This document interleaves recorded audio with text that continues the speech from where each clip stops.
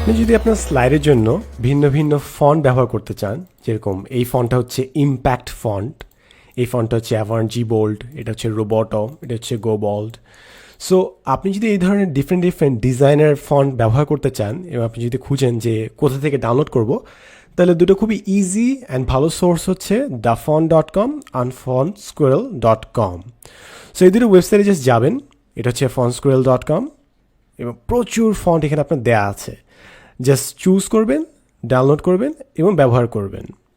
এটা হচ্ছে fontsquirrel.com এবং আপনি যদি খেয়াল করেন এখানে দেখবেন আপনি কিন্তু ক্যাটাগরি ওয়াইজ অনেকগুলো ফন্ট দেয়া আছে, sans serif, paragraph, display, serif, oblique, headings etcetera. So আপনার যেই কাজের জন্য দরকার, যেই পারপাসের দরকার, ওই টাইপের ফন্ট আপনি ইজিলি খুঁজে পাবেন।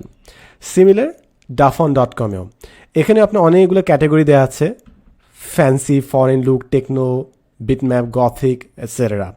সো এখান থেকে কোনো একটা ফন্ট আপনি চুজ করবেন। মনে করেন আমার রক বটম ফন্টটা খুবই ভালো লাগলো, সো আমি ডান পাশে যাব, ডাউনলোড দিব, তাহলে আমার ডাউনলোড হয়ে যাবে ফন্টটা। এবং ফন্টটা ডাউনলোড হওয়ার পর আমি জাস্ট ওপেন করে ফেলবো জিনিসটা। ফন্টটা ডাউনলোড হয়ে গেল, ওপেন করি। এখানে আপনার TTF ফরম্যাটে একটা ফাইল থাকবে, এটা ক্লোজ করে দিই, ইনস্টল করে ফেলবো এবং আপনার কম্পিউটারে ফন্টটা চলে আসবে। আপনি যদি পাওয়ারপয়েন্ট ফাইলটা ওপেন থাকে তাহলে ক্লোজ করে আবার অন করুন, তাহলে আপনার ফন্টটা কিন্তু চলে আসবে।